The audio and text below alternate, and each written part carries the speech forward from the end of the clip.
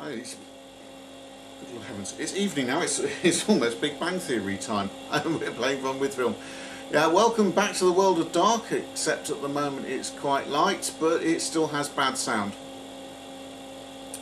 I found a negative the other day, which, how do we say it, would actually work better as a print in the negative. So to do that, I suppose the easiest way is to make an interneg, which is actually going to be a positive, and then use that to print from. Now the image itself, the original neg is 6.7 off the RB, and the only film I have with which to make the interneg is this stuff. It's back to the nuclear emulsion. It's proving to be a really useful kit. Sorry about the flare down here, that's because there's a 200 watt light bulb above my head. And we're going to use that. So that means it is back to the world of dark. It's the bottom end, this is the lens carrier of the Durst. No, it's not, it's the lens carrier of the DeVere. I wish they didn't both begin with D. It's the D5504, it's my big enlarger, it's the one that's causing all the rattling and humming noises. That's actually the lens stage there, and that's the board.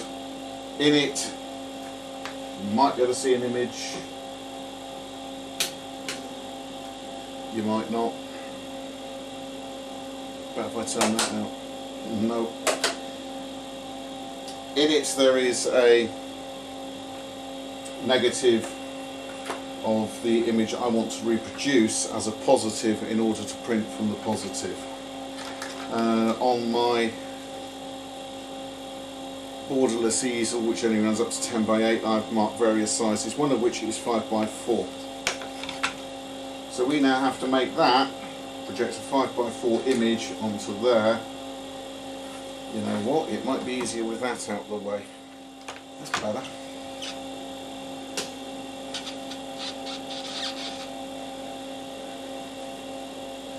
Now I need to create a 5:4 image on there that I want to reproduce.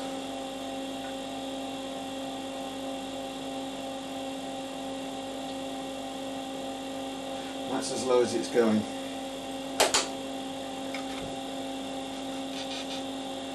I can't get a grain finder under there. That's better.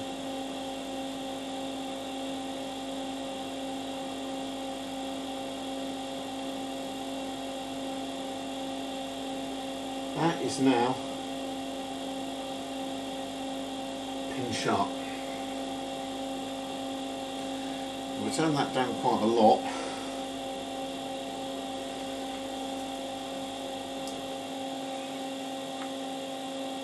Get rid of the green. This is where the fun really starts. This is because I now have to close the viewfinder on the camera.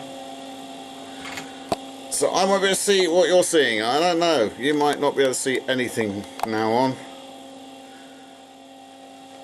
So we do a test strip. Let's do a test strip. And let's do it.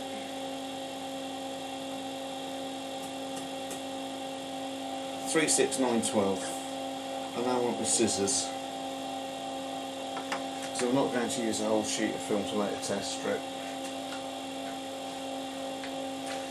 I decided I didn't like the brown, so that can go out.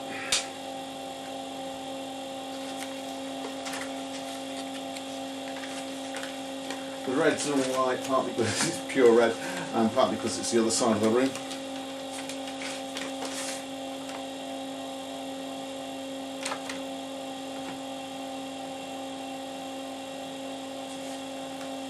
Paper.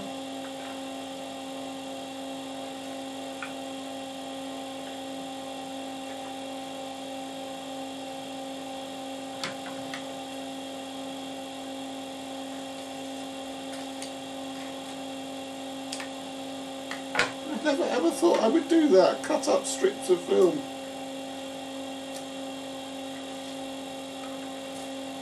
put the paper on the good bit, cut bit there, card on top,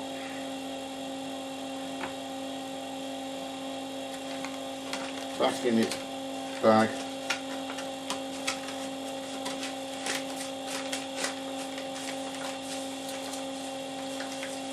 It's the first time I've done a test strip on a bit of film. Well, it isn't. It's the first time for about 25 years. 25 years? Maybe a bit less.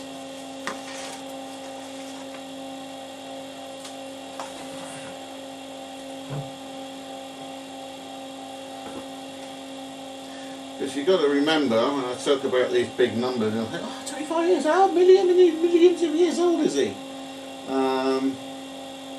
Not many millions of years old, because I started doing this when I was about 3. Okay, testy strip time. Or not.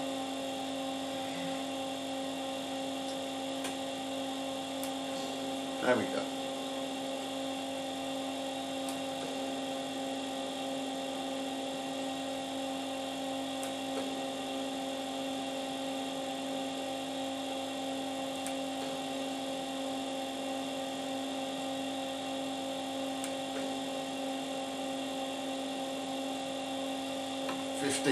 But you can't see.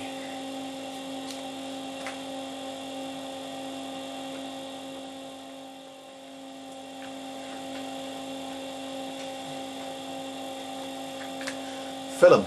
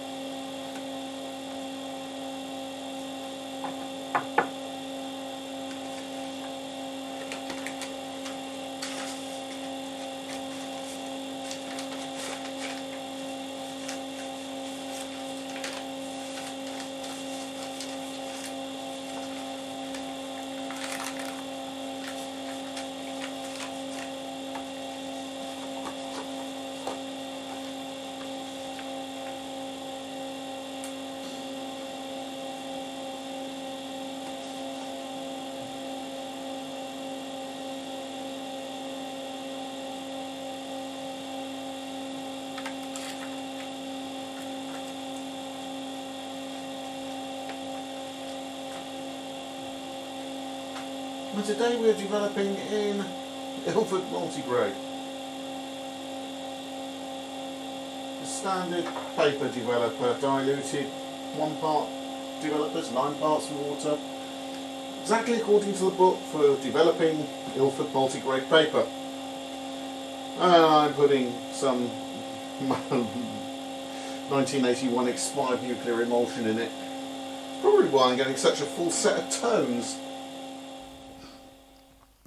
This is the positive. This is the interneg, which is actually an interpositive on the light box. I'm quite impressed. There's a heck of a lot of detail in here. There's a huge tonal range going on there, considering that this is a supposedly an extremely high contrast line film that was designed either for copying documents or picking up radioactive particles as they fly through the atmosphere. We are going to use that now to create a negative image, which we will do in the next episode, in the darkroom on paper. That'll be fun. We'll see what that looks like. I might also create a negative in 5.4 so that I can put the two together, sandwich the two together, and get some very interesting effects indeed. I've also found some fine grain release positive in 35mm, because that's what they made it in. That'll be interesting, because we'll have to explain what fine grain release positive is. But that's all for future episodes. See you again soon.